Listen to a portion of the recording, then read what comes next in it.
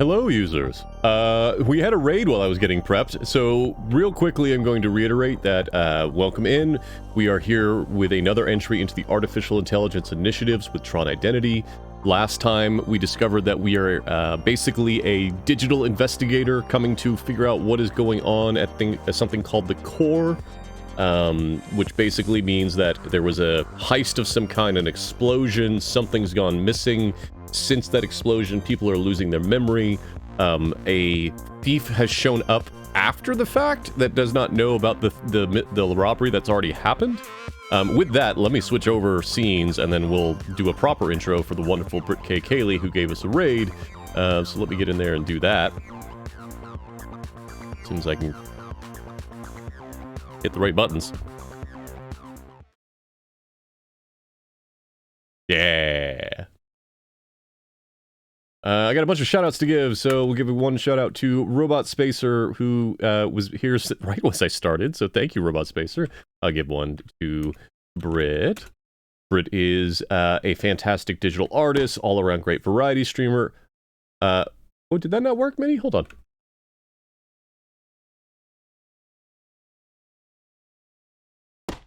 Ow. Okay. Oh, right, and because the raid happened... Ow.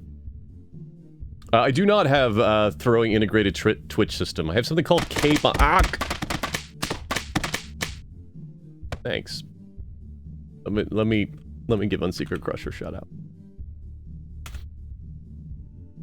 I better have a limit on those. I'm pretty sure I have a limit on those.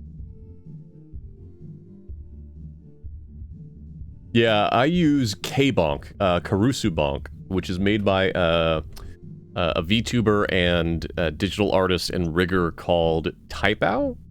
Type-OU? She's lovely. And it's specifically designed for live 2D models like mine.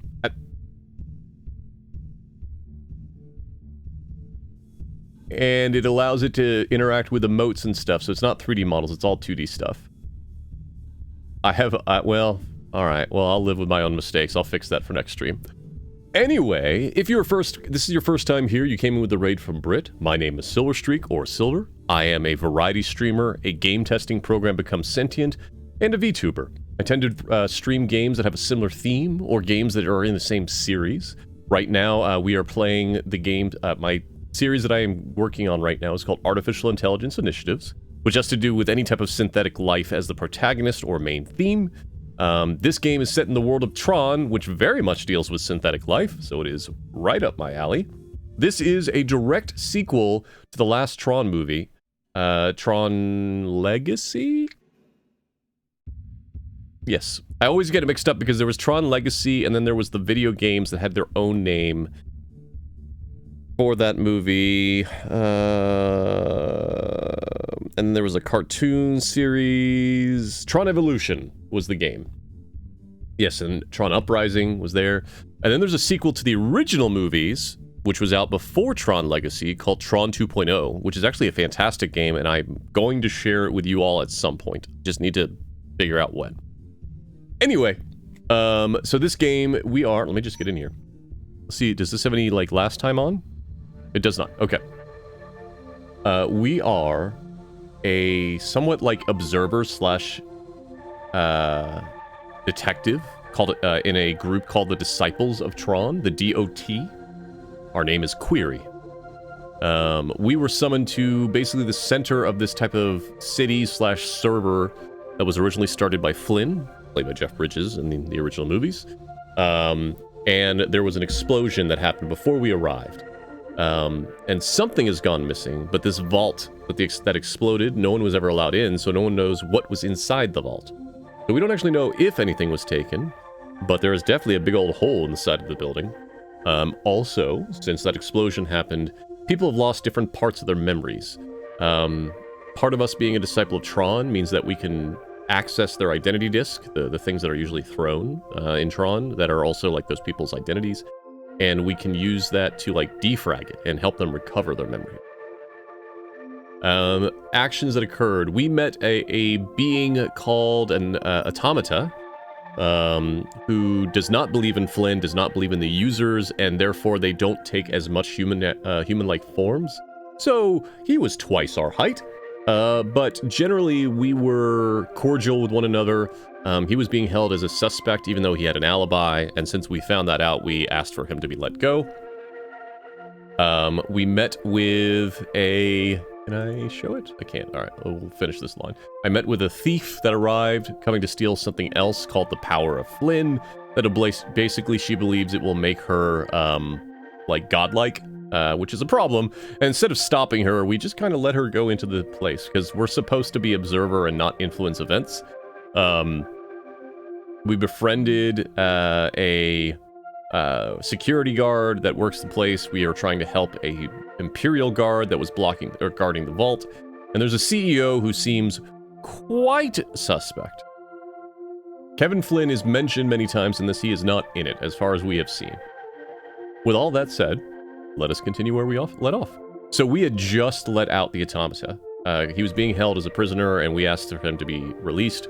Ada here is the digital librarian and archivist. She actually, like, goes through data and kind of massages it and decides what gets let out to the public.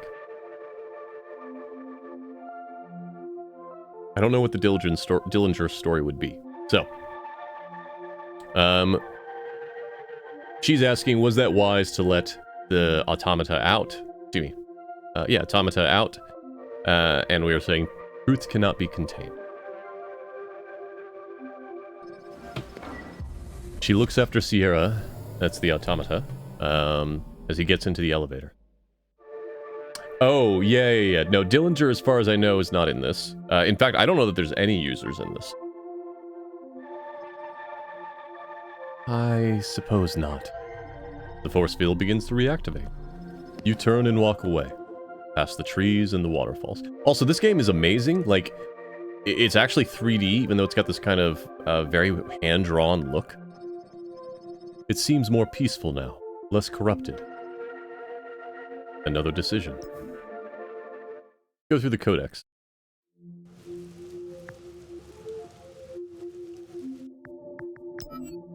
Grish is the guard that we met. Prince, I'm not sure how to say it, is the CEO type person that's the lead of this area. Cass is the Imperial Guard. Ada is the archivist that we just met.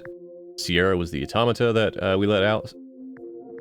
And Proxy is the thief that we let in right before we stopped last time. As you can see, there's a lot of branching paths here, because you make decisions at different points, and that changes how people interact with you. Grish, the guard, initially did not like us, but we kind of talked through his issues and concerns and agreed to bring him on with us in the investigation. So, in fact, let's go talk with Grish.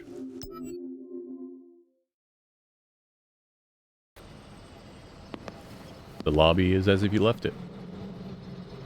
A lot has shifted since you were here before. You feel almost nostalgic. Across the room stands Grish. I've been looking for you. Aren't you busy with Prince? Ha! I've taken a break from babysitting the administrator. I wanted to see if you'd made any progress. You impressed me while we worked together. I'm hoping that will continue. But first, I need you to clean my disk again. Still dropping memories. Prinz needs me at the top of my game, and I'm far from it. Of course, whatever helps. I mean, I don't know why I would say that. Like, it's one of our roles, so... Of course, whatever helps. Good. That's okay, you weren't expecting a thank you. Grish removes his disk, rolls it around in his hands, tilting it to catch the reflection of the energy falls. Me and my disk. We've been through a lot. The adjunct war, cycles of work, keeping this place ticking over. I'm not someone who looks for help. I'm not someone who asks other programs for anything. I function independently. Is Grish a computer term? I don't think so.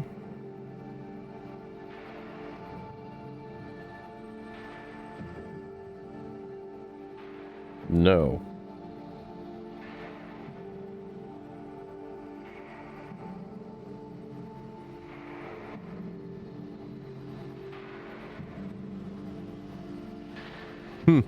It might be a Greek term, though.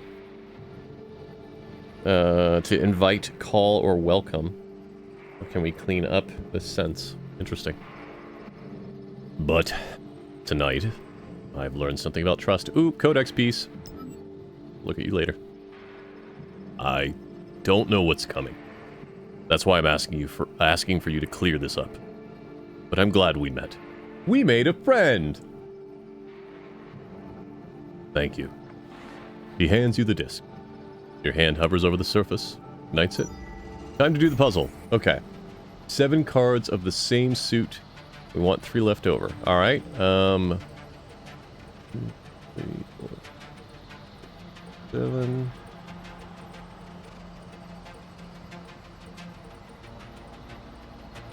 I'm at 8. Alright, that'll be the easiest one.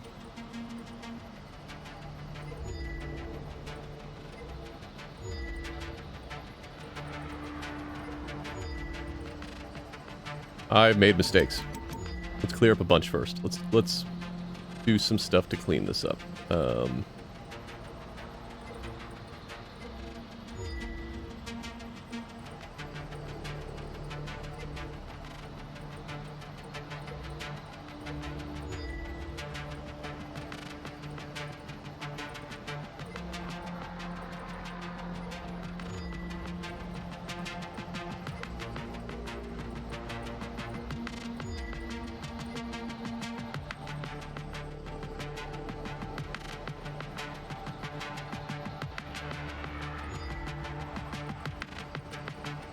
So this works like a card game. For those that are trying to figure out what I'm doing, each of the colors are a suit, and each of the numbers are a rank. And if they are right next to each other, you can match based off of rank or suit.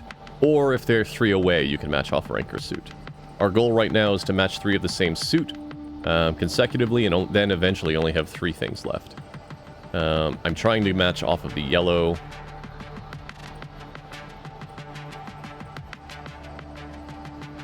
I guess the orange, I should say.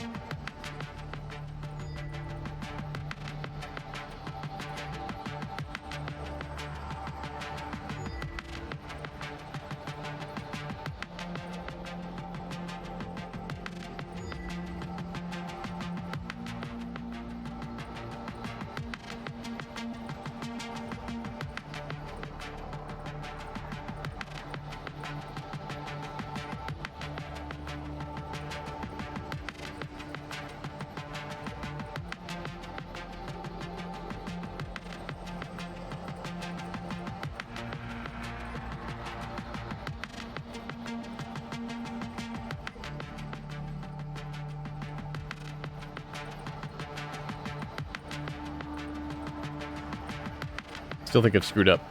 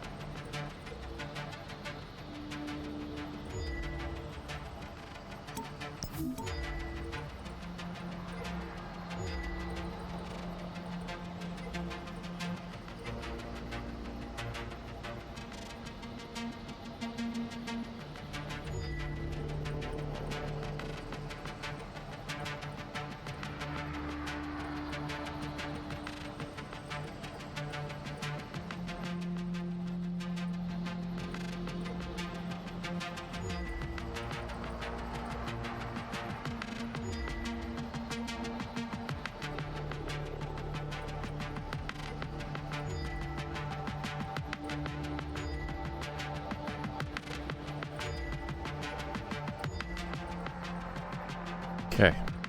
And then I can take you here, you here, and 1, 2, 3, 4, 5, 6. All right, we just got to get these guys closer. We can do that.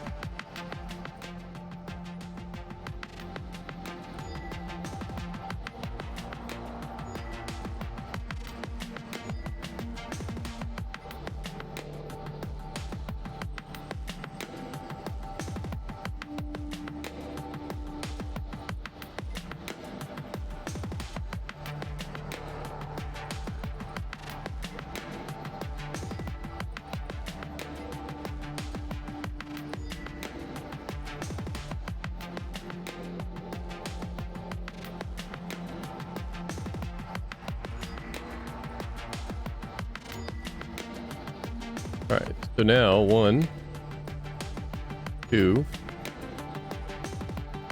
3, 4, 5, 6. Shit!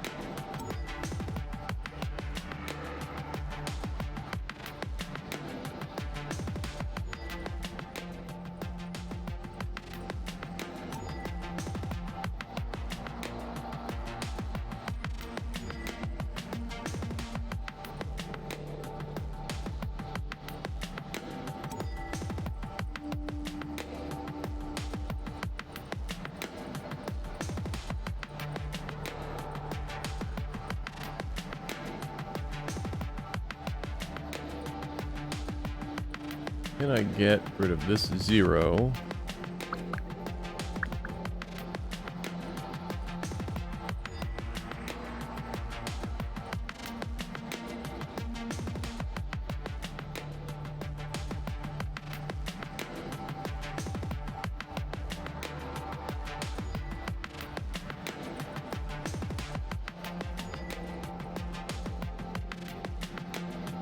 Hey, Try, how you doing? I'm good. I'm currently a little kerfuffled.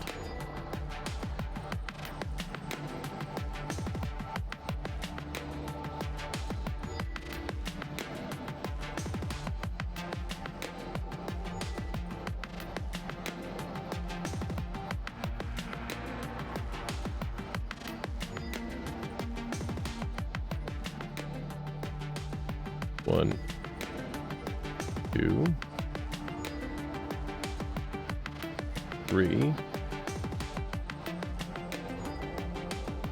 4, 5, 6, and then it's going to say that this is not enough. Yeah. Huh. Let's get back.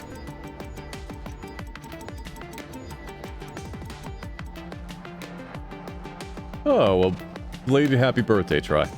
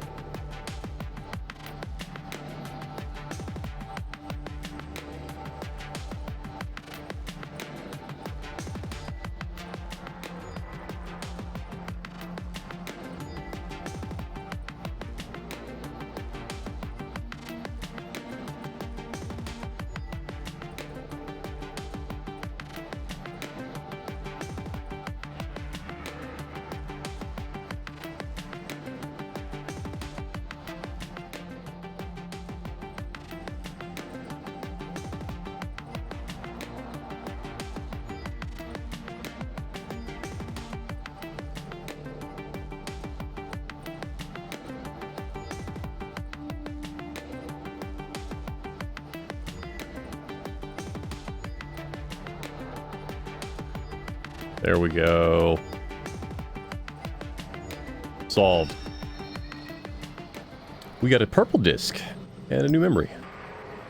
Take a drink here real quick.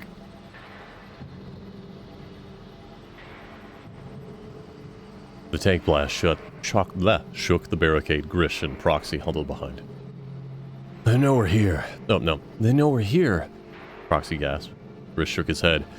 The soldier was a rookie. A new program unfactored by the experience of over 100 disc wars. He ever held a friend in her arm as they de-rezzed. He had. Keep your head down. They're carpeting the area, not gunning for too nervous program. They'll move on. A small nod. She dropped to a sitting position and drew her disc, inspecting its contents.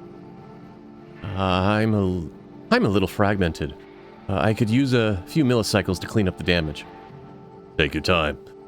We're stuck here until this unit moves past. Grish pulled out a flask from his shoulder, gulping down energy as he joined Proxy on the ground. After he had downed half, he offered the flask to her. She ignored him, consumed her in her disc edits. He was learning, he mused. Prioritizing. Good. They might survive the next few centicycles. Nah. It clears some of the mist. He frowns. I've heard intel that Proxy is moving through the building. My men have been unable to track her exact position. But this isn't good for any of us.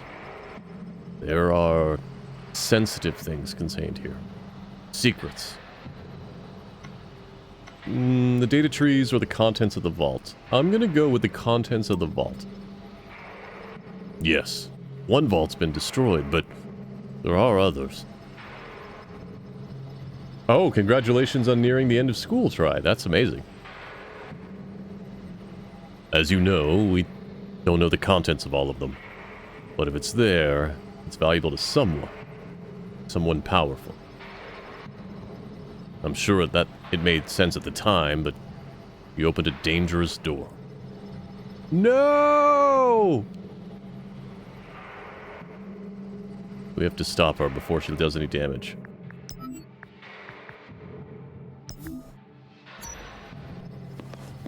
Did she say anything to you about her plans? She's looking for code that gives you superpowers. He laughs. That'd be useful. What can I help you with? How are your men holding up? Good. They're securing the floor through the building. Told them to keep clear of your investigation, for now. Oop. Give me that. Oh no!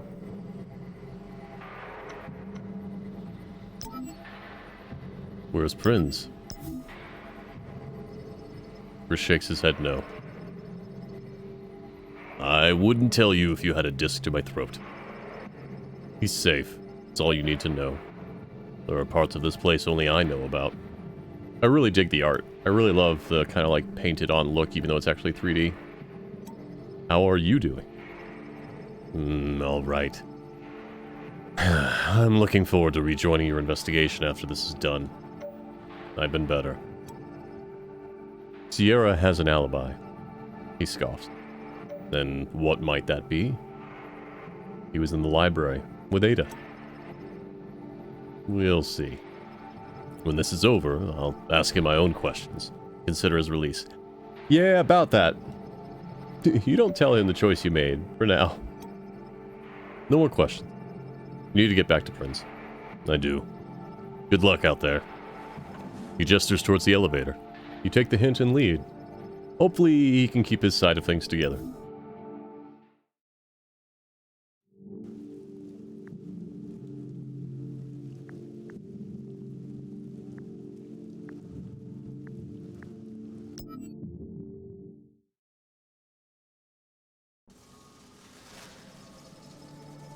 Hey, Drifter.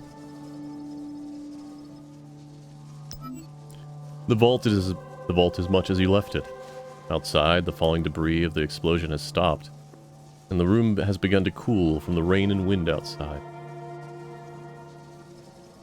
Cass stands by the hole in the vault wall. They look more confident than you remember. or ready.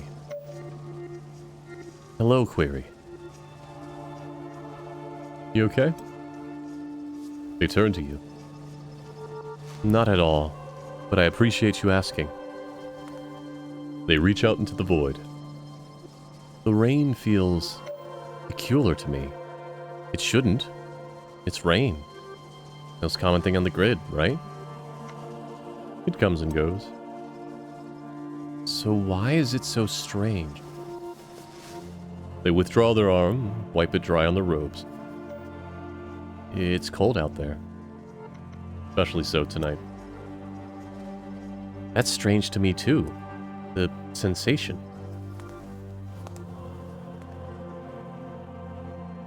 Hey, congrats! Driver's license is a pain in the butt to get, so good on you.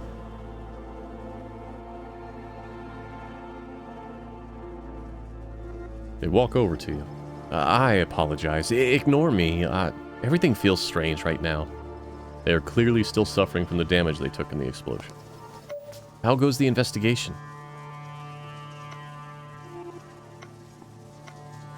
I don't know who I can trust. Neither do I yet. I hope you can help me with that.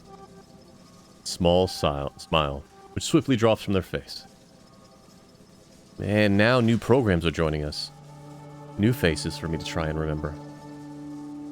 You heard about Proxy? I did, from Prinz. He made Grish bring him here to meet me. Apparently he had to see me for himself. He seemed scared. Prinz, I mean. Grish seemed to be quite excited by the idea of a fight. It's endlessly fascinating to you how fast information travels in confined spaces. Ironic to see the same in a place so defined by secrecy. You're safe. She's not interested in you. If you say so. You leave it there. Cass seems frustrated. Whatever I was guarding, it's safe to assume I failed my task. I can't let that happen again. I'm sure you did your best. Not good enough. That is not uncommon among victims of crime. They need to contextualize themselves as active participants by assigning themselves blame. Claw back some autonomy. Victims are usually blameless. Sometimes, though. We need to find out what was stolen. Okay. You nod. They remove their disc and hand it to you. Their hands are shaking. We don't have to do this. Yes, I think we probably do. They smile bravely. I want to know the truth of this just as much as you do. More, possibly. The disc holds an answer. Puzzle time! 3 of the same value consecutively. That should be easy.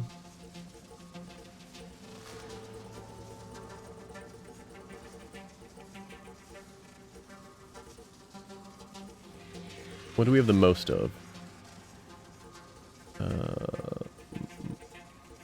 Not 9s. There's only 2 9s. What about 7s? 1, 2, 3. Could do that. 8s. 1. Nope. 6s. 1, 2. Nope. 2, 3. 7s. We got 3. 3s. 1, 2. 3. How about 2s? 1, 2, 3. Alright, well. What do I want to go for? I want to go for... Let's try 7s. We'll give 7s a shot.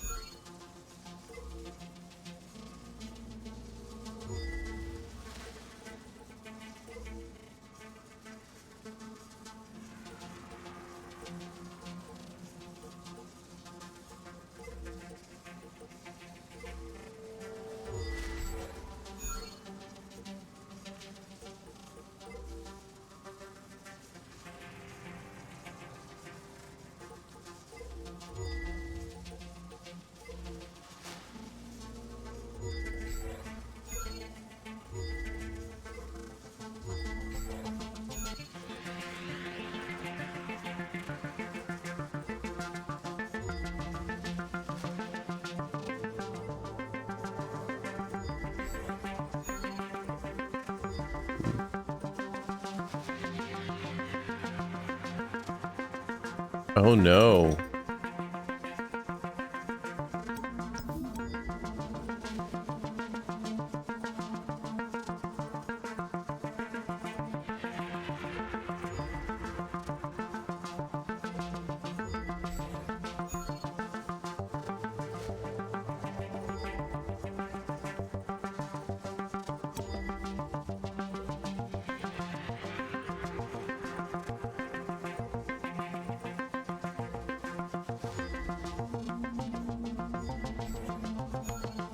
Damn it. Hmm.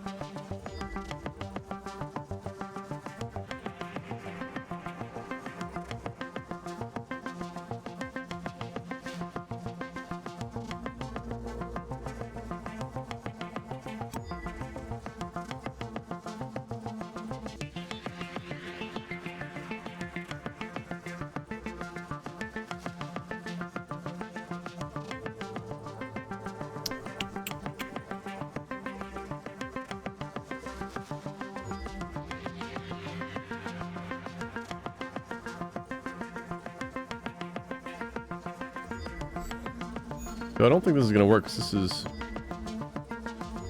Yeah. Interesting. We need 4 of the same number is what that tells me.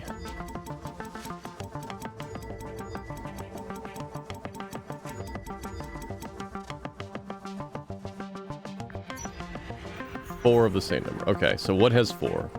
1, 3, 3, 3. No. 1, 2, 3. No. 9. 1, 2, 3. No. 8. 1, 2, 3. No. 7. 1, 2, 3. Nope.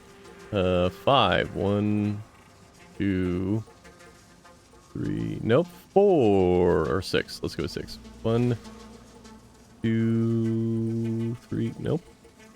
0. Only 3 zeros. 4. 1, 2, 3. Nope. What the hell? Clear 3 of the same value card consecutively. Does it... Does it mean clearing as in what gets thrown away? Let's check that. Let's check that. Some way. So... Cards that are next to each other.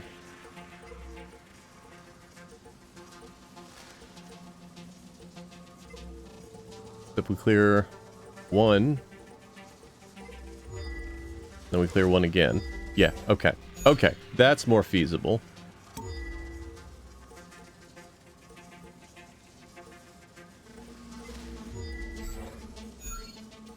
And then we clear 1. We're good. Okay, solved. That was making that way more complicated than I needed to. Alright, so if we do that. And then we do that. And then we do... that.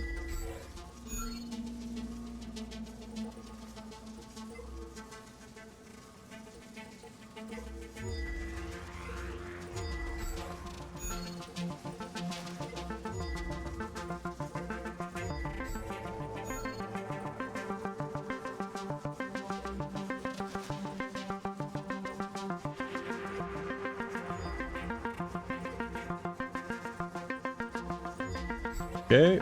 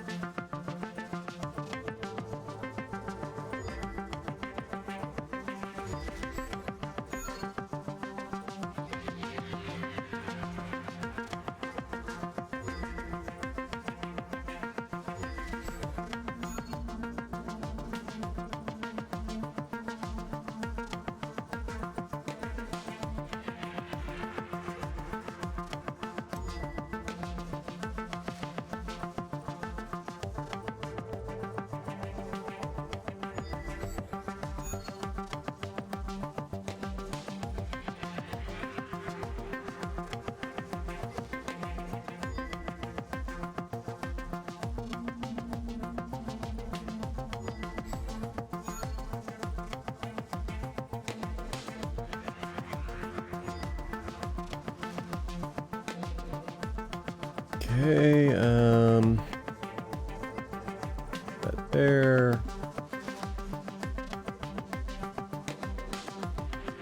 There. There. That there. Get that there. Solved. White light. Heat rippling outward in waves. Light punches past white into brightness unimaginable. A rumble, growing into a roar, transforming into a scream. Silence. Darkness. A hum. A sizzle. Everything. Nothing.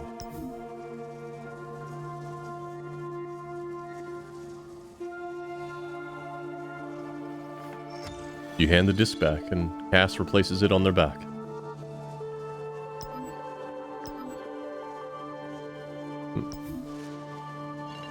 Their eyes flash as they sink. Silence. Everything okay? They look at you. No. They look uncomfortable. Frustrated. I don't know what was stolen or who stole it or... It's okay. No, it's not. Tears swell in Cass's eyes. I want to be helpful. I really do. I want to be the one who cracks the case and finds out what happened here with you.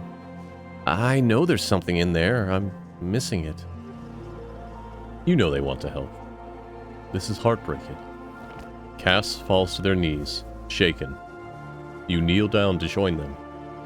I don't remember anything or anyone. I was alone in the vault. An explosion. Oblivion. I'm going to say that Cass was what was in the vault, but we'll see. Wait. Did they? You were in the vault? Yes, of course. That's where you found me. You were here for the explosion? You knew that already. You were alone. Realization dawns on Cass's face. I was alone. New information. Not much. But something to build on. Well, the explosion was triggered remotely. Cass considers. Maybe? It's possible. Or maybe from the outside? It doesn't add up. Yet. You help Cass back to their feet. I'm proud of you. I'll be proud once I've remembered more. At the moment, not so much. For now, they're right. You have something to ask others around about for now. Ugh. But you have something to ask the others about now, at least. Do you have any suspects at all? Had one, but he has an alibi. No need to tell Cass about his question, or the decision you made. Cass nods and looks back to the window. I think I'd like to be alone for a little while, if that's okay. I have to try and remember something more. Anything, really. You respect their request, and leave the vault as the vault continues to cool.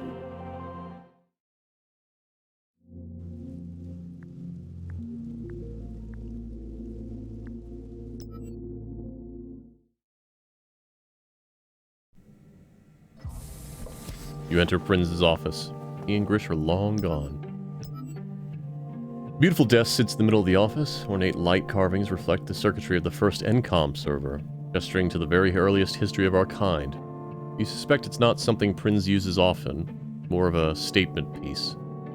Light flows across its surface, with particles floating upwards.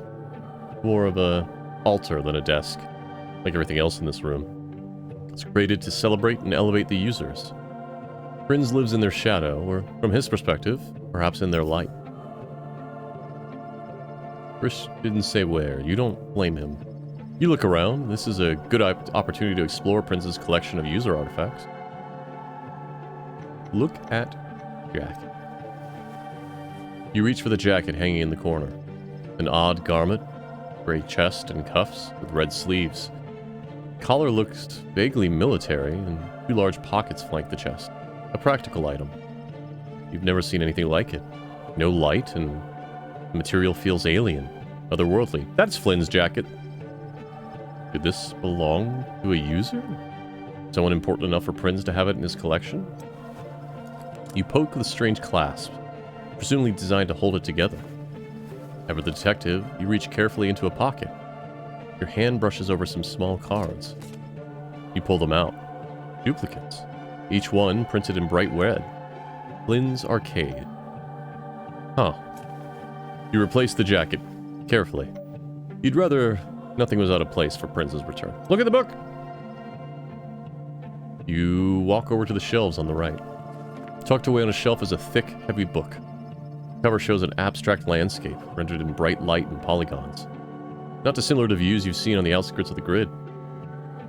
No worries, Try. Thank you so much for stopping by, and I hope you continue to do well. Have a great night. In white block capitals, it says ARQXO711. Beneath it, instruction manual. You flick through. This is a description of a machine, but specifically a machine for housing program. You blink. This is a book about the machine in which the grid resides. Some kind of guide for the users. This is profound. You skimmed back through the book to the introduction and begin to read. Jump aboard the ARQXO711 and be swept away to a future like none you can imagine. Congratulations on your new purchase. With the unique technology at the heart of Encom computers, you can feel confident that no matter what the task, your hardware will be up for the challenge. So sit back, relax, and float above the flood of lesser hardware with the powerhouse you can take with you. Keep reading. You keep flicking through. Sections on specific software, spreadsheets, word processing, games. You remember hearing wise programs speak of other computers, the many grid theory. This book seems to back that up.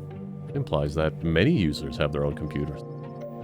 Concept is terrifying. Continue reading. You find a section with strange words and symbols. They call it code, instructions, ancient runes with which one can actually build programs. This is Flynn's method. This is how he created the place. How he created us. No. It is said that we manifested later. But Flynn seeded the world with this code. Yeah, we're ISOs at this point. This is the recipe for life itself. Yeah, one of those does look like a Game Boy. You replace the book on the shelf, a little shaken by how close you just were to truths you cannot fathom. A shiver, and then your focus returns. You walk over to the shelves on the left. A small statue sits up on the shelf. It's simple, white plastic with printed blue highlights, but you recognize it instantly as Tron himself, and take it from the shelf. You've never seen a statue like this before. Intricate hinges attach his limbs. You can fold and move them in a simulation of movement. Is this the Tron action figure from the 80s? Is this a user toy? If so, do the users know the story of Tron too? You were raised with the stories of Tron. His fight for the users. His eventual disappearance. The disciples of Tron modeled themselves on his example. Seeking truth and justice. Standing up to power, new or old. Tron was programmed to fight for the users. But the disciples of Tron fight only for the truth. You'd like to meet him one day, if he still functions. You place the statue, delicately, back where you found it. You walk over to the shelves on the right. A slightly crumpled piece of paper is tucked between two other boxes. It's an article of some kind. You pull it out. You read it. Renaissance Man by Ethan Romero. The first thing I learned about Edward Dillinger, was his taste in helicopters. As I sat waiting for him at the rooftop bar of 1 Moss Street, startled to see a jet black helicopter fly past the window, illuminated decadently with red strip lighting. My subject would later explain to me that he found the red glow soothing after a long day staring at computer screens, but to me, it was pure showmanship. Doesn't make a lot of sense. Keep reading. You skip forward a few paragraphs. Dillinger laughs, his English lilt giving an impression of a man out of time, a man from a more sophisticated past, perhaps. Of course, this is an illusion. My subject is a man of the future, a great inventor, famous for his pioneering work in artificial intelligence. He waves any celebration away, of course. For him, his proudest work is in the field of arcade video game. He aspires to be an artist in the field, and envisions a day where these electronic fancies are celebrated as poetry, music, and film. I chuckle at this, but he seems ardent. You've never heard of this man. Skip forward a few more paragraphs ahead. Dillinger has recently crafted his most important invention at all, a sun. I ask him if Eddie Jr. shares his inventive streak. He assures me that Eddie is already showing an aptitude for mathematics and computing. He's a born leader, too, with a ruthless command of the sandbox, running rings around his kindergarten teachers. Dillinger tells me the boy doesn't suffer fools gladly, like father, like son. There's only so much sycophancy you can stomach at a time, especially for a user you've never heard of. You return the clipping to its nook on the shelf. Look at the blinking device. The device blinks with a red light in the corner. You pick it up. Small buttons cover its surface. The blinking light radiates from a tiny screen. You carefully press one, and a simple image on the screen blinks to the right. Another button, and the image blinks to the left. Curious. Keep playing.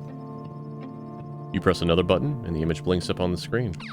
You realize that these buttons indicate movement. You press another button on the right, and a smaller image blinks out of the first. Is this some kind of representation? A simulation? Is the first image a program, and the other a disc being thrown? Oh, they're playing Disc of Tron, the Game Boy version. Why would Prinz have such a thing? Why would anyone bother to make it? You return the device to the corner, utterly confused. You take one last look at the place. Next time you're here, you'll see Prinz back at the window. Probably won't let you look at his toys again. You head back out the way you came. Everything exactly where you found it.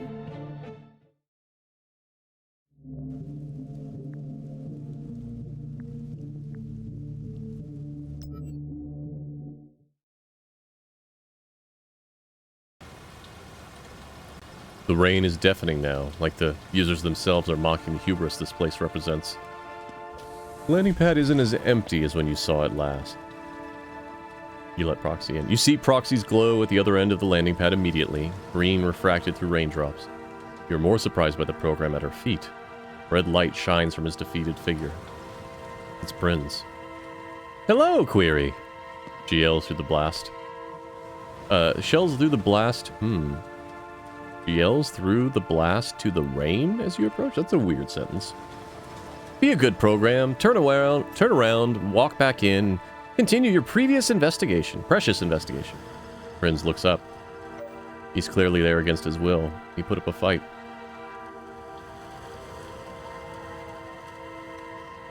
Did you de-res Grish? Unfortunately, we've not met yet tonight. He left this one alone while looking for you in the lobby. She laughs as Prinz looks down to the ground. He couldn't even run and hide right, the fool.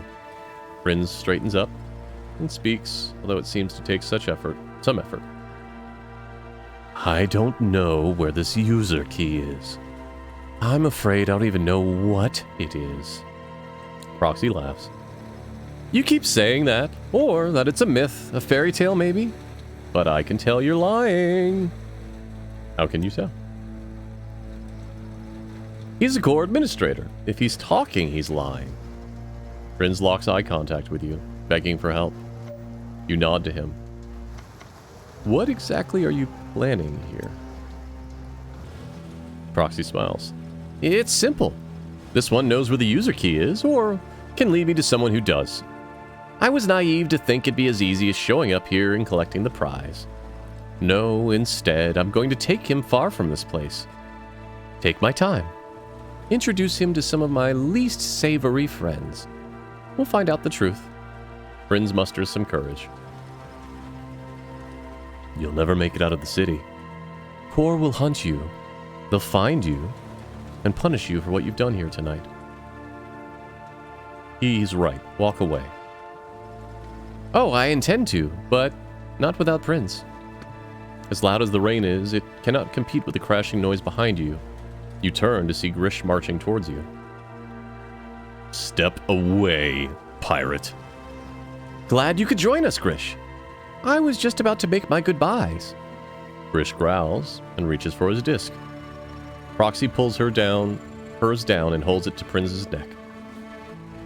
Not another millimeter guard. Hands by your side and disc on your back. Grish does as he's told, and Proxy withdraws her disc a little. It stays in her hand, though, ready if needed. Don't test me again, program. Let's all calm down here. You okay, Prince? He nods, but doesn't speak. He's terrified. Brish steps forward.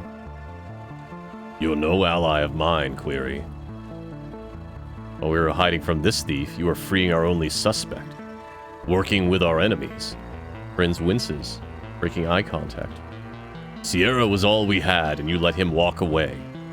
You try to play peacemaker out here, but all you do is let bad ones go free. I thought you were on our side. I thought you seek truth and wanted answers. Now I see you wanted chaos. You forgot who you work for. I work for the truth. Do you? You don't seem to have found much of it. Brish shakes his head. I thought you were a detective, yet you never questioned your own presumptions. What do you mean? Friends pointed it out. I missed it too. We went to visit Cass on our way to Hyde. Boss wanted to get a sense of them. Well, he did. Friends again speaks again croakily, barely audible over the rain. New face. Prinz is a professional host. He knows everyone who regularly passes through here. He'd never met Cass before. We were focused on the details of Cass's memories. Brish puts his hand up. It doesn't matter. You missed it. Enough. Pettiness like this is why the grid below hates your kind. We struggle and work, and none of it matters in the face of your mediocrity. Proxy presses something on her back. Ooh. The hell is that? And a light flashes in a starburst behind her. A wing shoot. He's going to jump. Myself and the administrator here are leaving. Let's keep it simple. Don't follow me. Don't try and stop me. And everyone lives. Proxy grabs Prinz. Brish freezes. Prinz looks at you, wide-eyed with fear.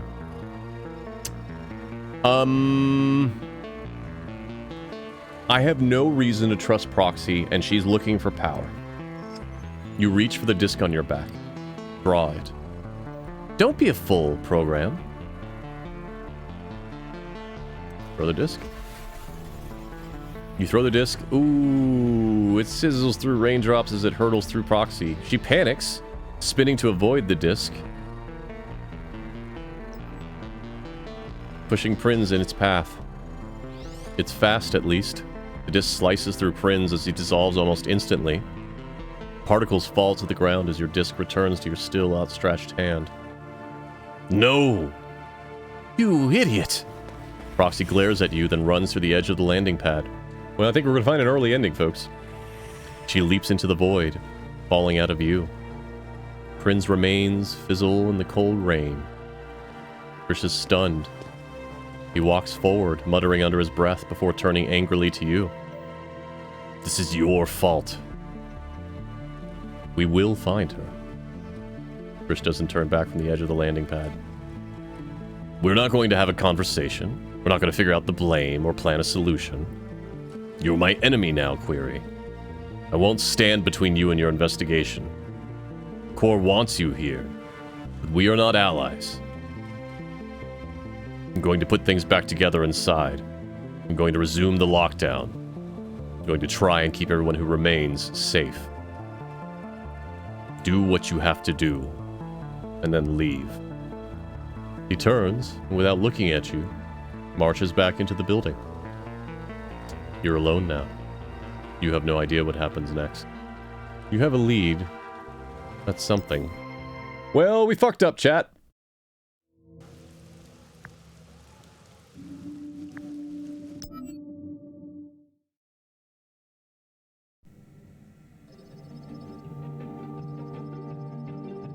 The office is still empty, but now the emptiness has a permanence to it. Feels odd to know you won't see him again.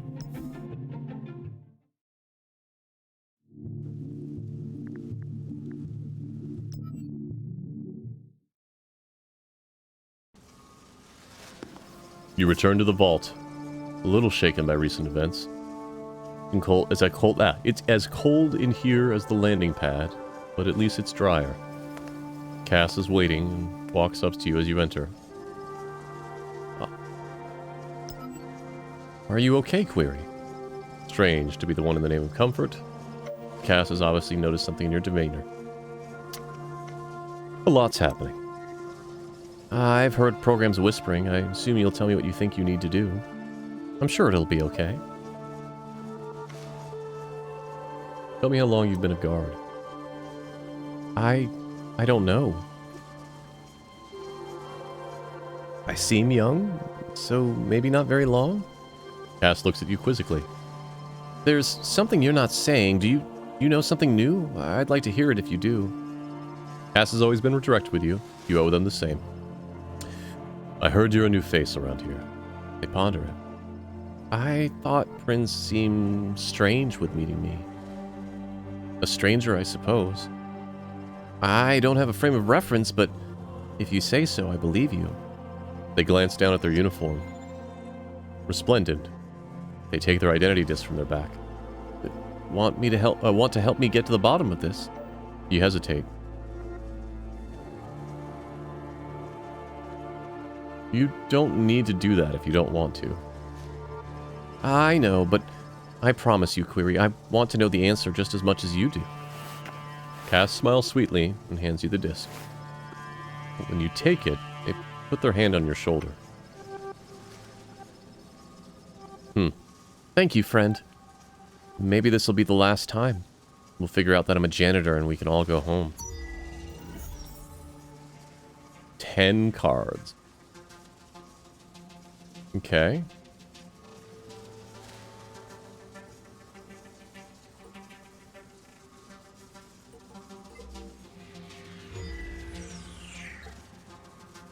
Swappers switch position with each other, foiling your plans the moment you make a move. Okay.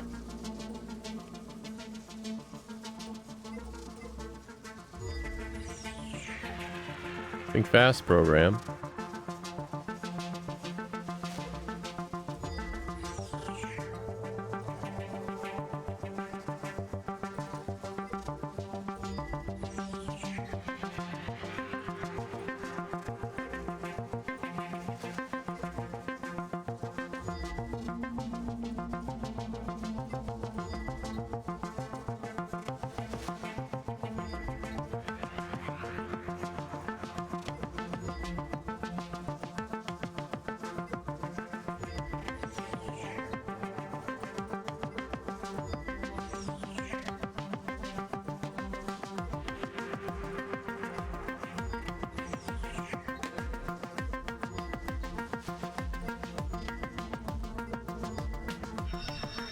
"60 seconds.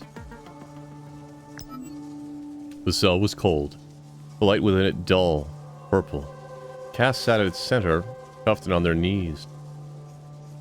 No idea how long they'd been there, no knowledge of where there even was.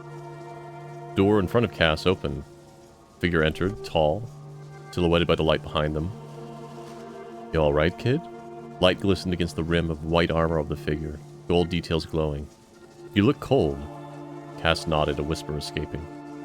Yes. All right, I can help with that. The silhouette bent down to a knee, placing garments in front of Cass.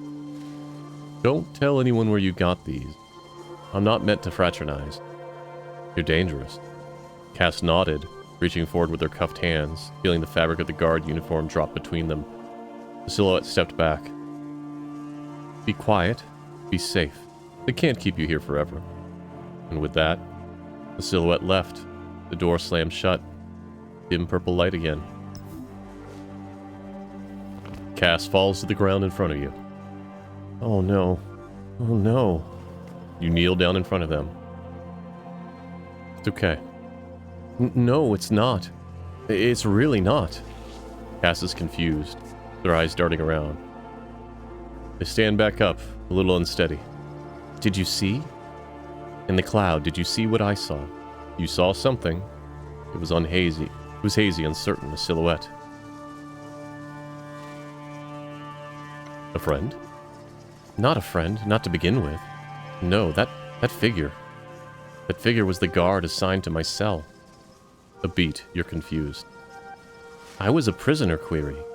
Somewhere cold and dark. Not this place, somewhere else. I was locked in a box for as long as I've been alive, I've been locked in a box. So how did you get here? I was transported. Dropped off. I've been a prisoner for so long. The guard in my memory, he gave me this uniform. Took pity on me. May have saved your life. They nod, yes. It is fascinating to me that out of all my memories, the key was a good program who did me a kindness. Well, one kindness among many cruelties. He kept me locked up. Probably helped my transfer here. So why were you transferred here? I think I'm on my way somewhere else. Core was moving me because of what happened at the prison? The look of terrified realization crosses Cass's face. I'm the explosive. This was me. I was moved here on my way to a more secure location because it's happened before.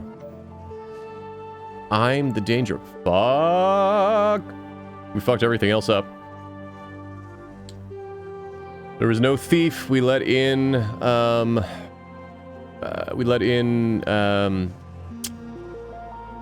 proxy for no reason. Fuck! Explosive. How do you survive that? Confusion. I don't know. None of this makes sense. Cass is overwhelmed, scared. It's all flooding back. I need time to process it. But I'm not sure the crime you were brought here to investigate happened. I think I might be in a lot of trouble. They inhale slowly. If you have questions, I can answer them, but then I think I need space for a couple of millicycles.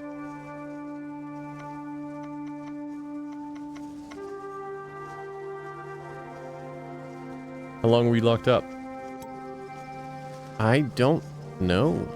The memories overlap, fuse? I don't know their order, their causality. I have no idea how long I was there before I was moved here. What causes the explosion?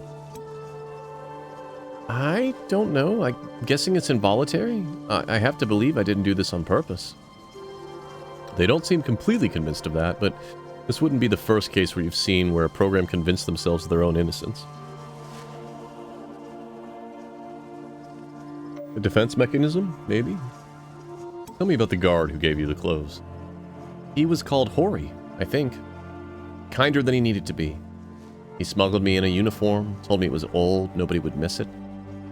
It was so cold in that cell. Thank the users for his small kindness. Indeed. I can't let anyone else get hurt tonight. If it's any consolation, I'm going to do everything in my power to avoid getting hurt myself. You're inclined to believe them. Of course. Friends would have said the same. I freed Sierra. I can do the same for you. I heard a little of that. It was the right thing for you to do, given what you knew. I'm proud of you. It also tells me that I can trust you. That matters tonight. I think Core is likely angry with us both. I don't know if that's a good thing or a bad thing. At least in my case, I can claim ignorance. What are they going to do? Continue to lock me up? No more questions. Rest. Okay. Thank you, Query. I don't know what you heard, Drifter, but I'm going to ignore it. You let yourself out, and Cass looks across the city through the hole they made. It's not the only gap here, and there are more threads that you know you'll need to pull before the night is over. Doesn't add up yet.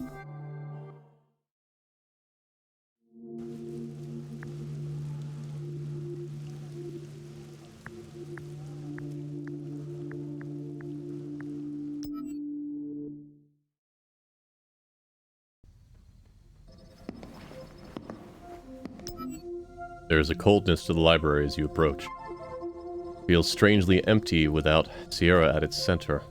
Ada stands on the platform he occupied, looking out over her garden. She seems lost in thought as you approach. You've had quite the evening. I'll remember it for a long time. Well, unless you get caught up in another explosion. You both smile, a little exhausted. It has been a long night. How are you? I'm alright. I've been shielded for much of tonight's events. It's been a little so lonely since Sierra left, but it was the right decision. Sierra did nothing wrong. You were right to do something. You changed the subject. Prinz is dead. Ada winces. Harish was here just before you. He was furious. More so than usual. Did you know Prinz well? No, not really. I stay in my garden. He stayed in his offices. Core tends to fill that role with programs of a certain type. He only called on me when there were problems, and before tonight, there weren't many problems. You get the sense that the repository recovered, but that you may not be welcomed back anytime soon. Ada looks around the library. Earlier, I described this place as a garden, a curated space for information, and to an extent, that is true. Core allows me my garden because they know this data has value. More so if they keep it locked away. But that is their motivation, not mine. Ada looks down at the empty platform left by Sierra. I don't think anything is achieved by locking away the things the powerful find intimidating. I think maybe you agree with that sentiment. She locks eyes with you. No, not sentiment. Action. You freed Sierra. You did what needed to be done, regardless of consequences. It was the right thing to do. She nods. It was. He was innocent. He was also good company. I hope to see him again. Either way, you made the right choice. I want to follow your example. It feels like a night for making difficult but right decisions. I want to help you with Cass. It feels like you're close to closure. I want to be there for them. My trees will be safe without me. Alright. I'll go up to the vault, check on them. I imagine I'll see you there again soon. He brushes past you, moving to the exit. You stand alone in the library, the entirety of history behind you. Or before you. You could spend cycles here and barely scratch the surface. Another time.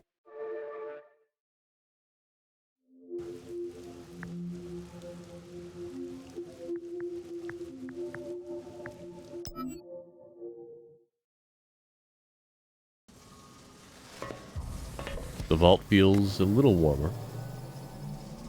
Cass stands next to Ada by the vault. They're discussing the city below as you approach. Hello, Query. Hi, I see you made it up here, Ada. I did. Cass has been explaining more of their situation to me. It's fascinating. Sorry, that diminishes the challenges you face, child. No, I understand. I think I find it fascinating too, in your position. Cass points to the city below. I want so much to go down there, to be among programs. Drink some energy, ride a light cycle. Maybe take in the games? I don't think I've ever had that freedom. If I did, it was long ago. Before I got locked in a tower. Still no memory of why. None at all. I'm eager for all the answers, though. I'll do whatever it takes. Maybe the memory of why you're here, of the cause of the explosion, is still hidden on your disc. Cass takes a deep breath. Could be, for sure. But this still seems like a risky stone to turn. It might not be safe. I know the detective wants to help me, but do you want to be here for this, Ada? I don't want you to get hurt. Ada takes Cass's hand. I want to start helping. Okay. Man, please don't let Ada get killed as well. Do it, Query. You take the disc from Cass and begin. Time to uncover their final mystery. 9 in the same suit consecutively. Woo boy. But it's clear, so that's okay. That's easy to do. Spawner errors cause affected cards to regenerate previously clear cards. Interesting. Timers count down until a new card is generated. If you clear an affected card, you stop the spawn. Take out spawners quickly.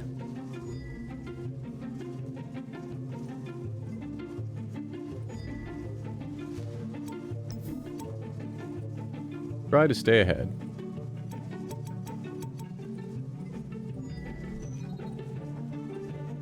Okay.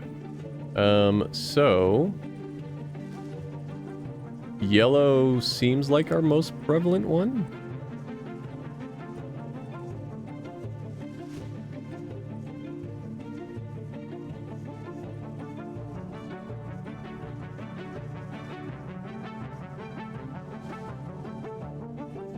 Nine times. 1, 2, 3, 4, 5, 6, 7, 8, 9. 1, 2, 3, 4, 5, 6, 7, 8, 9, 10. All right, so orange is actually the most common one.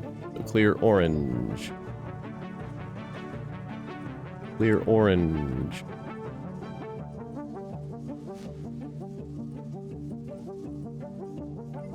Clear orange.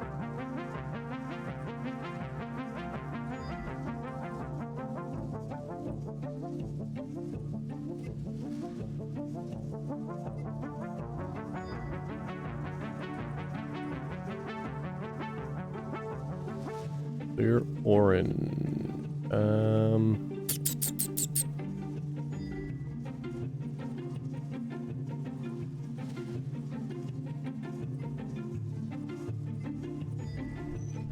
Nope, nope, nope, nope.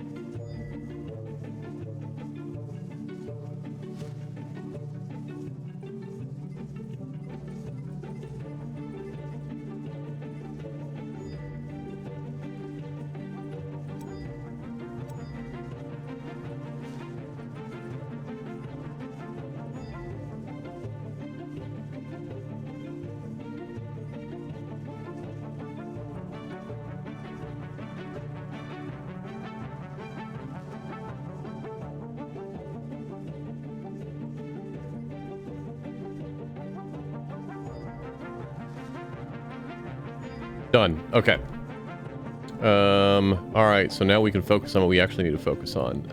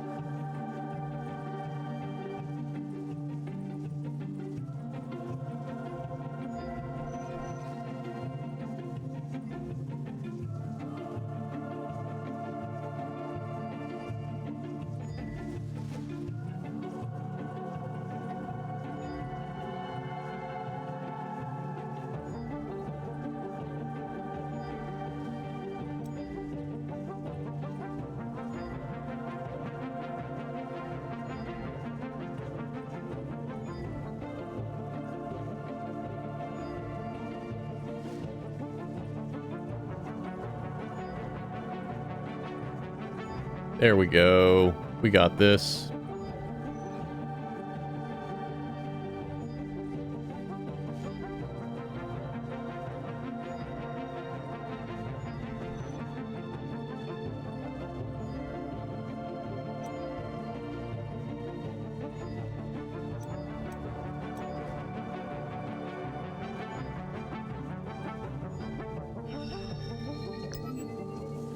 Flashes, flicker of potential futures. A program fighting thousands of enemies getting hurt. A cycle chased by hundreds. Glitches, errors, shifting realities, repeated realities. The city falling apart, torn apart. Great wars between programs, resets and errors. Battles and defrags in the streets. And then nothing. You both stagger a little at what you just saw. Oh no. You give the disc back to Cass and feel the tension flow through you. Ada is confused. What happened? I saw it. I always see it. Oh, users. You know what you both saw. Everything falling apart. The grid itself disintegrating, derezzing into a million fractured pieces. Terrible future. What was that? Cass stumbles back from you. They're holding their head in their hands. Tears in their eyes. Their voice quivering. The end of everything. Collapse. Was this a different grid? This one. Explosion, a reaction, a realization. The grid is ending. It can't be stopped. Every time I realize that, You can't possibly know what's coming. Who told you this? Nobody. They locked me up because I'm the only one who sees it. How? I see the end of things in the data. Complex cause and effect. Every raindrop, every blinking light of the city. Truth encoded. What truth? You see it too. The end of the world. Cass begins to shake, continuing to hold their head in their hands. The realization is tearing them apart. No time. Ask me your questions. Last chance. Why would the grid have a limited duration? Temporary home. Lynn's backup. Ada nods. We were never meant to be here this long. He never came back. How long do we have? I don't know. Maybe 300 cycles? Not enough time to fix it. You can't possibly know that. Cass looks defeated. Now that I know, how am I not exploding? Cass laughs. Ada spots something you didn't. Because we're not smart enough. You didn't see for yourself. Secondhand. You trust, but you can't see. You think you can save us. Your hope blocks your destruction. How did it happen so fast this time? More input. You? The city? So much data. Faster realization. I can wipe your memory if you want. Small smile. That's okay. Explosion will do that anyway. There has to be a way for us to help you. There isn't. But thank you. We have to tell everyone. Cass smiles through the pain. I'm telling you. That must be managed. That's different. This is dangerous information. Cass winces. Everyone has a right to know. I have nothing more to ask. Cass takes a deep breath. There's a flutter to their light. They're destabilizing. They walk out to the edge of the vault. Reset coming. Help me figure this out after. Stay back! Ada lunges towards Cass at a sprint. Oh no! You have to let me help you. I can help you manage this information. Curate. Ah, shit. The blast rings through the vault. Hot light knocks you from your feet. Time itself seems to stop for a moment. You taste iron and electricity as your face smashes into the hard floor of the vault. and then silence. You stand up, dust yourself off. The sizzle of broken light echoes through the cavernous vault. I don't like the series of events that we've occurred. There's no sign of Ada, de-rezzed by the blast. There's nothing you could have done. And there, on the edge of the blasted vault hole, lies the fragile figure of Cass. You place a finger on their neck, feel the reassuring pulse of energy flow. They're unconscious, but they function. You are consumed by a need to tell someone what happened, to make it real, to communicate. Grish needs to hear about this. You only hope he'll listen.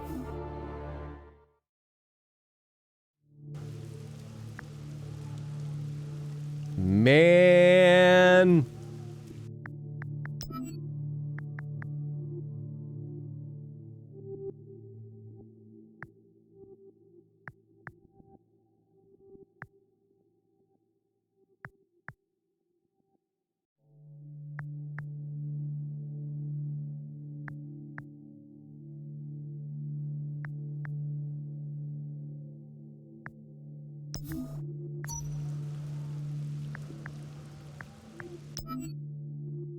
Man.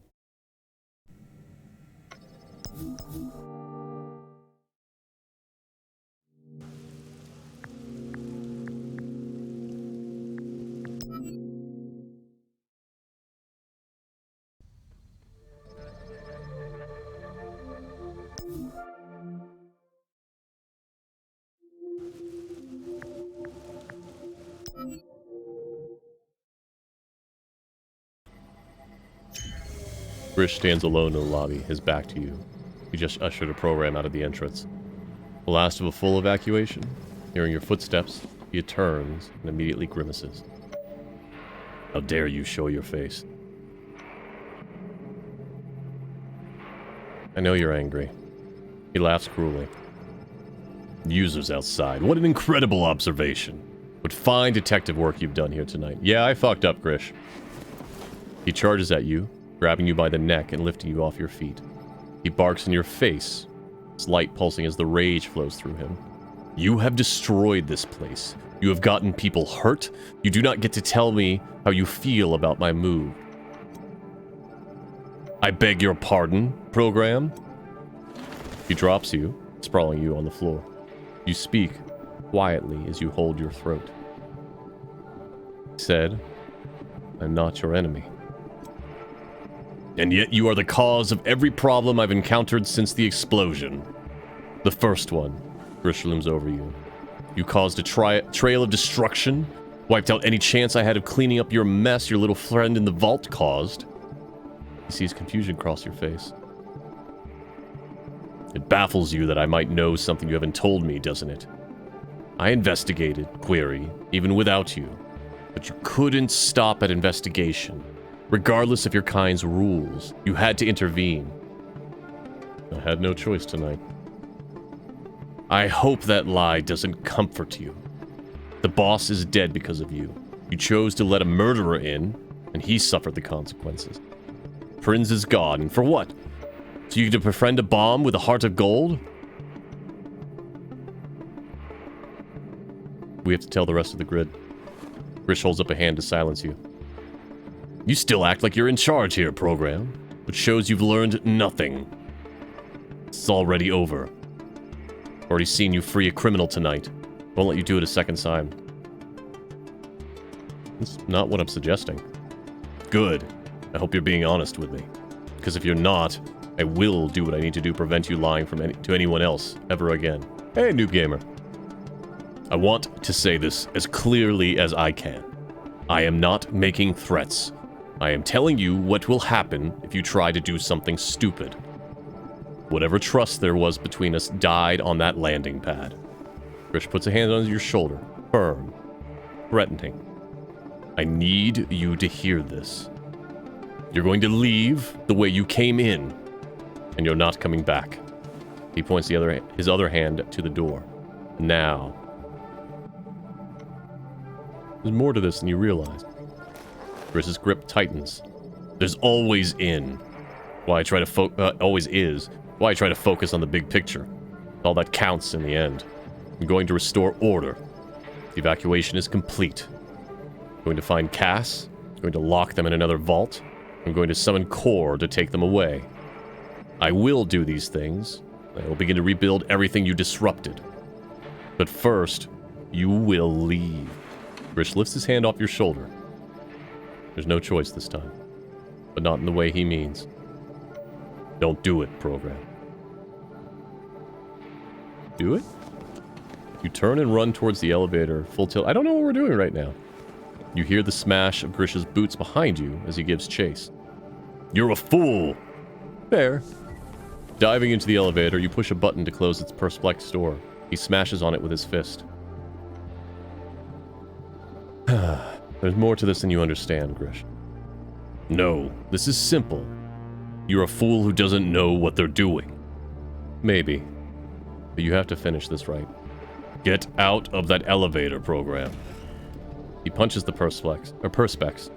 Cracks under his fist. If you do this, I will be right behind you, and I won't hesitate to finish this. You walk into danger. You don't care what impact you have. The programs, your ignorance might interrupt. Should have left you there on the sidewalks. But then I'd never heard Cass's truth. He punches the door a second time. Nobody cares what that program told you. Nobody will. You look at the crack in the door. It won't hold up to another swing. You enter a sequence into the elevator's keypad, activating a lock on elevator control. An old DOT trick. What are you doing? If Grish wants to get where you're heading, he'll need to use the stairs. You enter the code for the landing pad. I'm sorry. The elevator ascends. Grish is coming for you. Grish locks eyes with you just as he disappears out of view. It's not over. I think we're coming to the conclusion, folks, so while I would take a break right now, we're going to keep going at least for, like, another 20 minutes. Man. This all went bad.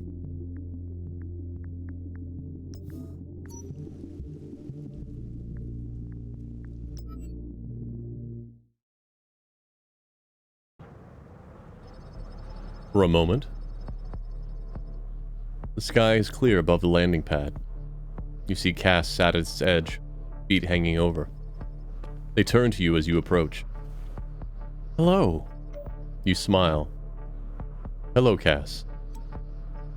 They return your smile. Is that my name? You note confusion cross their face. Do we know each other? You stand next to them, look out at the city below. Different than it was earlier. More fragile. We spent a lot of time together tonight. Yes, you're Weary, right? You're a detective? You smile and nod. They smile. Are you here to help me?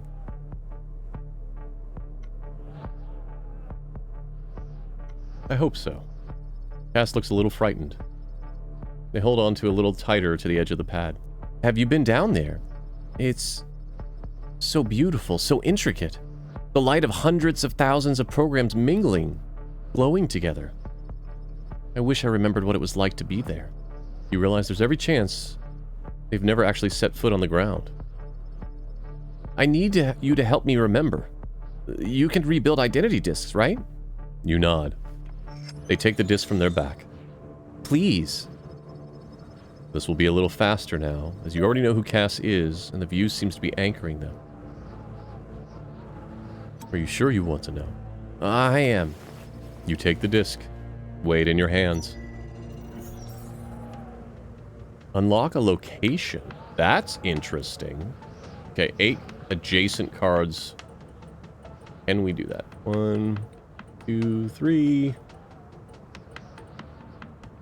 4, 5, 6. Maybe, let's see.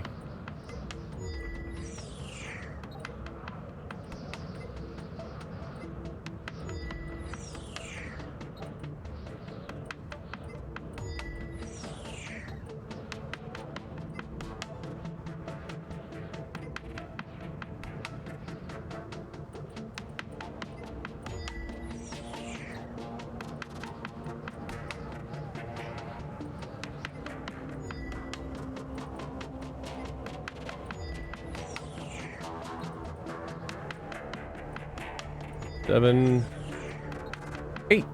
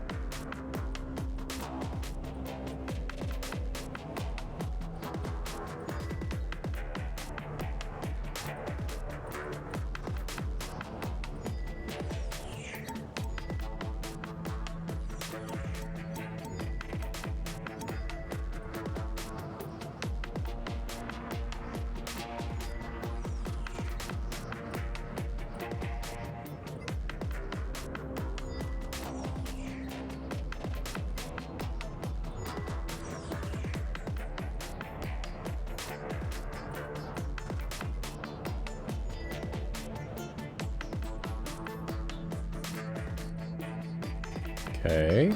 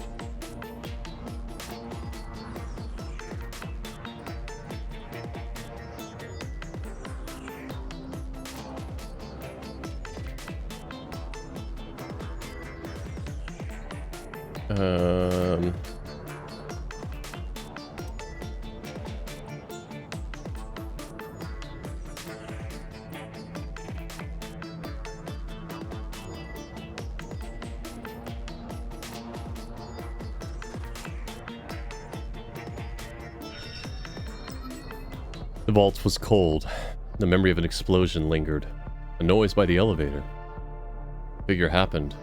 A figure approached. A tall figure wearing a long coat. An quizzical expression. The confused program looked up, exhausted. What happened? The confused one asked. The inquisitive program asked questions. He seemed kind, but the questions were difficult, the answers blurry, distant. If you'll let me, I can skim your disc. The confused one nodded. They didn't understand the words, but the tone was warm, reassuring. They knew that they needed help, and that this program seemed eager to provide it. The stranger took the disc from the unsettled program's back. He helped. He said his name was Query. Cass put their head in their hands as memories washed over them. They began crying. Console them. You put a hand on their shoulder. You look at their disc. You've never worked with one like it. Impossible complexities, unimaginable data density. You just dropped a lot of knowledge on Cass, all at once. You might be out of your depth. You're definitely out of your depth. What do you want to do? The pause and the tears. I don't know. Not a long pause. Cass looks up. I don't think I've ever been outside without rain before. Seems startled by it. Another centicycle is beginning. They look to the horizon. Sunrise? You chuckle. Only the users have sunrises. They wipe their face with a sleeve. Sniff. I'm worried there aren't many cycles left. There has to be a way to stop it. Cass looks at you with sympathy. I like that's where your code goes, but no, it's an inevitability of the framework of the grid. Only a user could fix it, and I don't see any. Sierra would agree. We need backups, Query. I need to copy my observation, my knowledge of what's coming. I'm an unreliable vessel for it. I can keep you safe. Cass looks back over the grid. I'm certain you would try, but no one program can hold back core for long. They gesture to their disk. Still held firmly in your right hand. Copy it. You nod, taking your own disk from your back and placing the two on top of each other. Here goes nothing. 5 distant cards consecutively. All right. We can do that.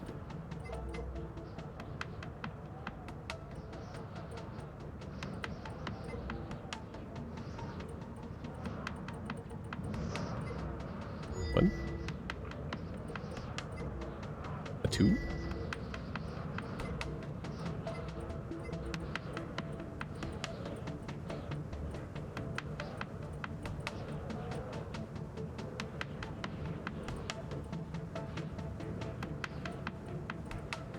A 3.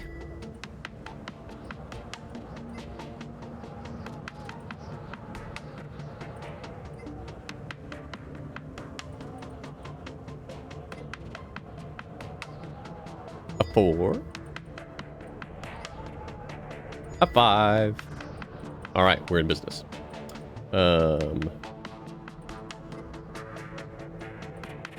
You go away.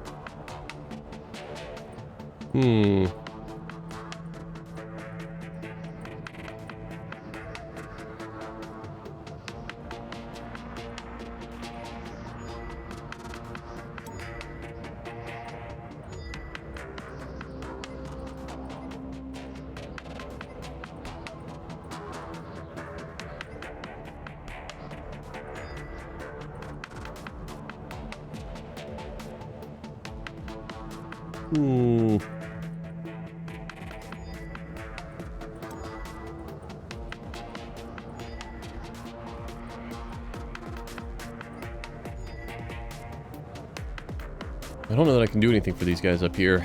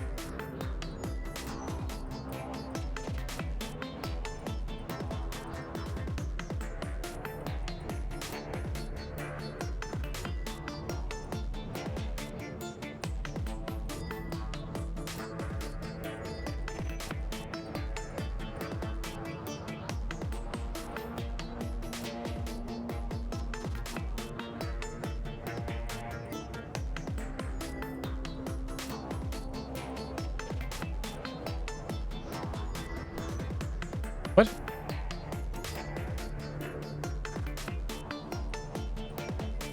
Alright, well, I guess so.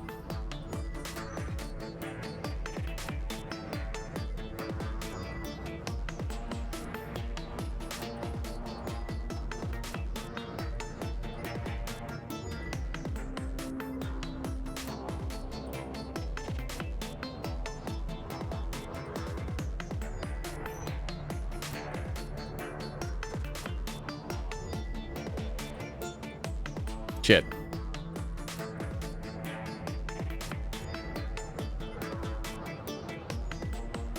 Good enough.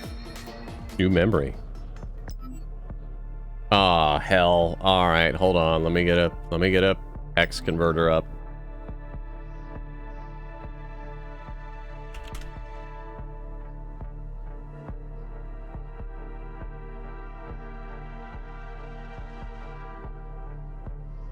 Alright, folks. 47 60 69 74 63 68 says glitch 41 60 20 65 72 72 6F 72 20 73 77 65 65 70 73 20 74 68 72 6F 75 67 68 2C 20, 61, 60, 20, 6F, 75, 74, 73, 69, 64, 65, 72, 20, 74, 61, 6B, 65, 73, 20, 61, 20, 63, 68, 61. Yeah, sorry folks, I'm old enough that I work in binary, not hex. 60, 63, 65, 2C. 2067, 72, 69, 64, 20, 63, 68, 61, 60, 67, 65, 64, 20, 66, 6F, 72, 65, 76, 65, 72, 2E.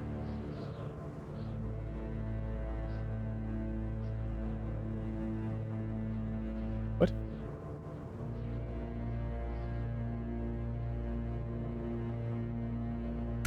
Alright, first line is glitch.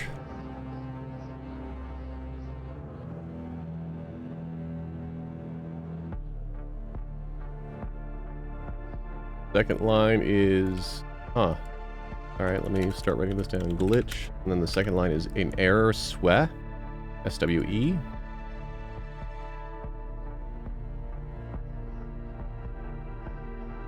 Okay. Next line is EPS, so as in sweeps through, comma.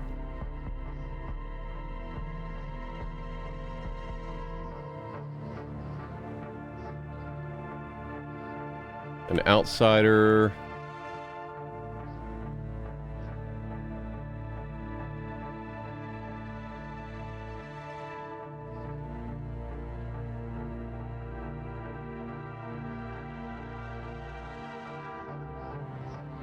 Takes a cha. I'm gonna assume that's chance.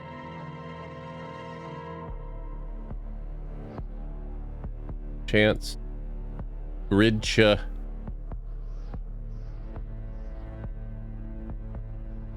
Changed forever.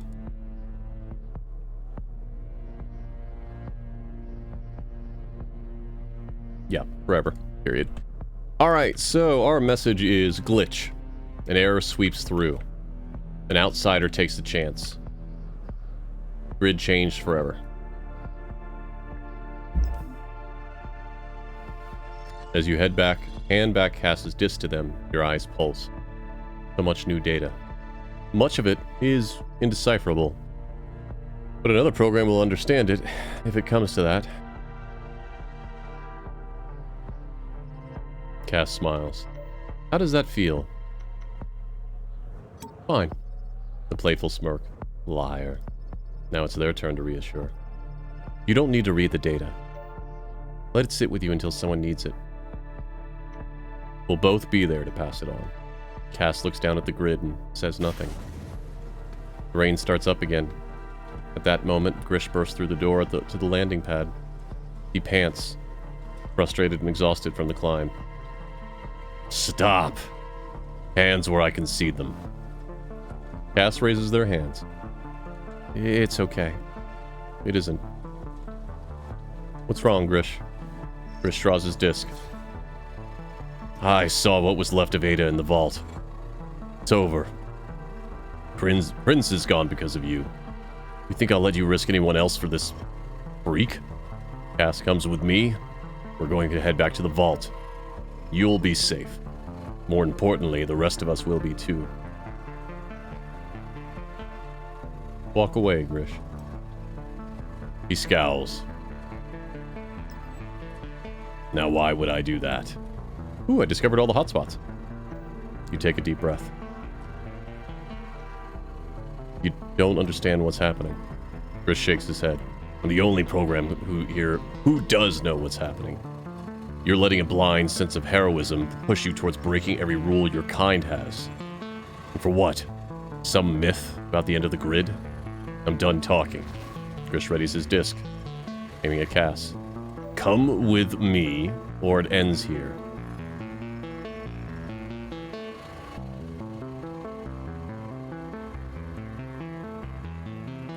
Stand between Grish and Cass.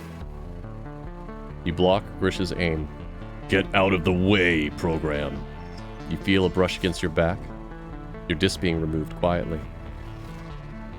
Grish doesn't see it. Cass swings out from behind you, launching your disc at him. It's an unsteady throw, but it's strong enough. Grish disintegrates into a cloud of it. This ending sucks, folks. We will probably do another run. Blowing through like dust across the landing pad. You catch your disc. Cass exhales. Now what? We have to go. Now. Cass nods. Thank you for everything you've done and everything you're about to do. I didn't have a choice. They smile, beaming, and take your hand. Show me the grid, Query. You walk back to the entrance. An end, but also a beginning. It's done. You step outside. The city below is exactly how you left it. Utterly ignorant of the events you witnessed and impacted tonight. But not for long. You stop, standing in place. The enormity of what has happened firing through you. Are you alright, Query? Cass has been through a lot. You don't want to scare them. I need a moment. They nod. It's been a big night for you too. Take your time, I'll wait up ahead. Cash pushes forward. You're grateful for the centicycle they're giving you. You take your disc in your hands, turning it, reviewing it. Certainly needs a defrag, but you've done enough of that already.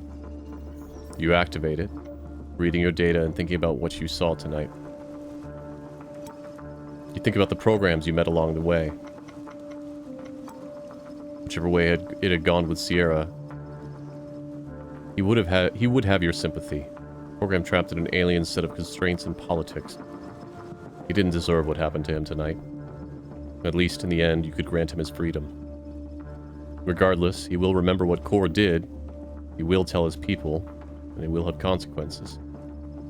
Despite what happened, you find it hard to hate Proxy. I don't know. She did a lot of things that she didn't need to do. The pirate was no more self-interested than most of the other programs you've met up before. She is dangerous, though, and well-resourced. Her impact could resound further through the grid. You wonder if anyone will ever find the user key she was looking for. You hope not. Your thoughts on Ada are mixed, even now. You're not sure whose side she really was on. Things you could learn in that library, if they ever let you back in. Without Ada, you're unsure what Core will do with her garden. A new guardian will be necessary. Cass began as a mystery, but turned into something greater, something dangerous, to the grid and to those who control it. They're waiting for you up ahead. You don't know what your future together holds, but it'll certainly mean more choices. Blogs will be written about Cass. Somewhere, another data tree is sprouting. A comforting thought. Grish was the first program you met. At least you set the right tone by standing up to that light cycle. You worked with him for a while, but he showed where his priorities were when Proxy arrived.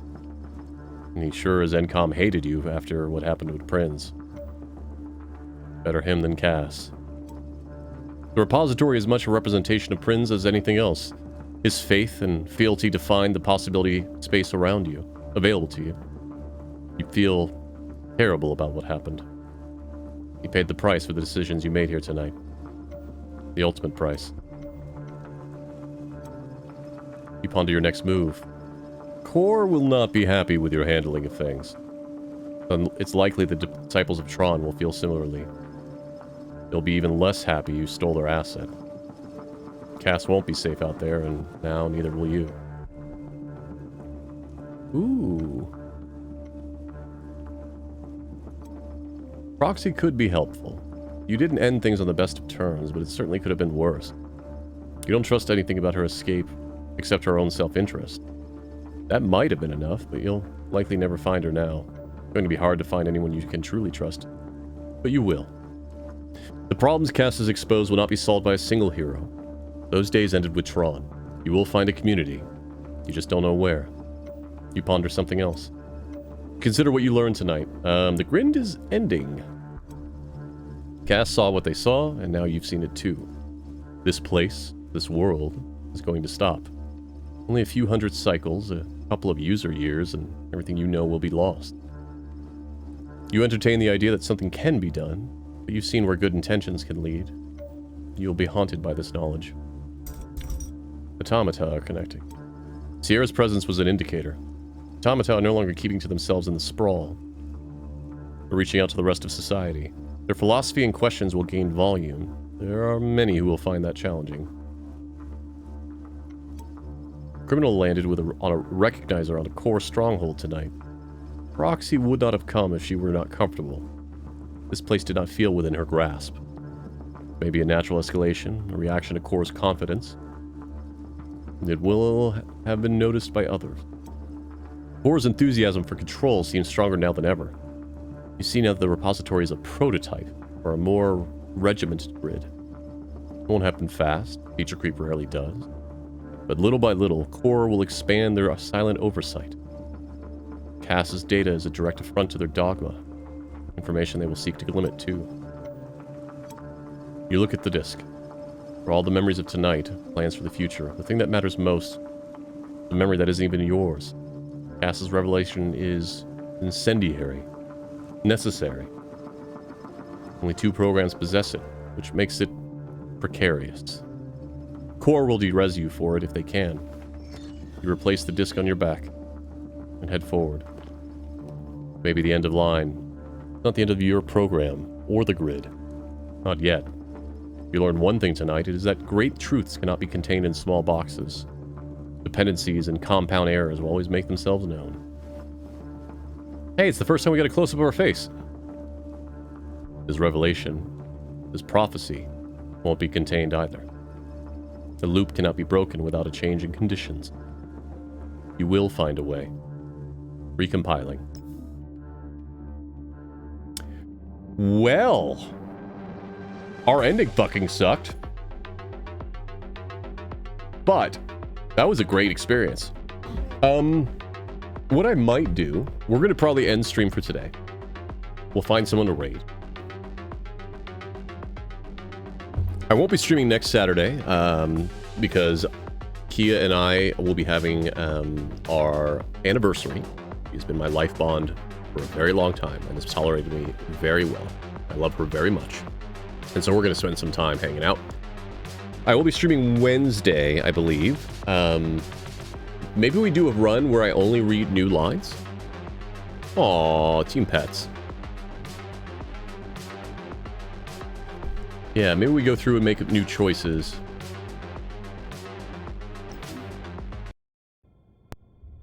Heck of a game. What is endless mode? I want to see what endless mode. What is endless mode?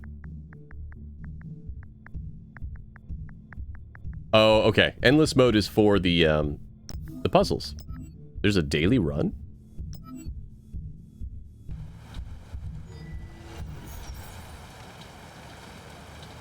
We'll just do this real quick.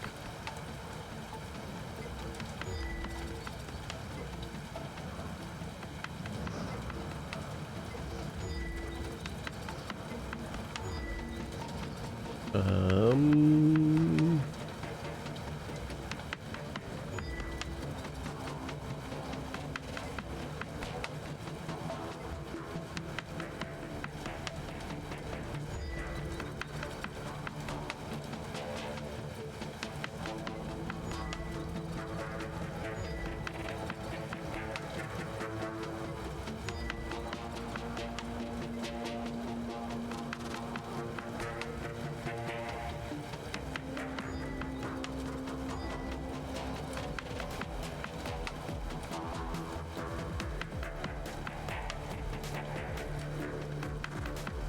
Hmm.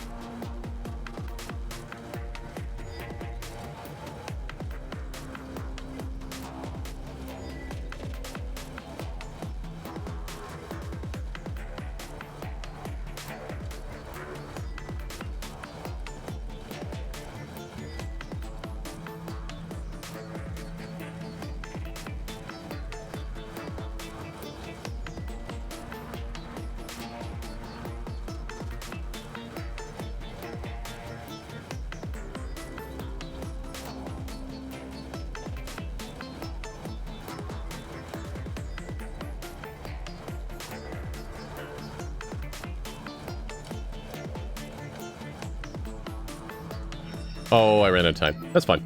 Okay, that's pretty cool. I do like the puzzle game in that. So, and we'll skip the puzzles on the next run. Yeah, we'll be back on Wednesday, normal time, 7 p.m. Central Time. We'll see what we can do as far as another run, because, oof, everybody died. I guess Sierra and Cass got away. Man. All right. Thank you all so much for watching. If you are watching live, stick around. We will raid someone rad. If you're watching the archive, please feel free to watch something else on the channel. Other than that, be safe and be kind to one another. Bye-bye!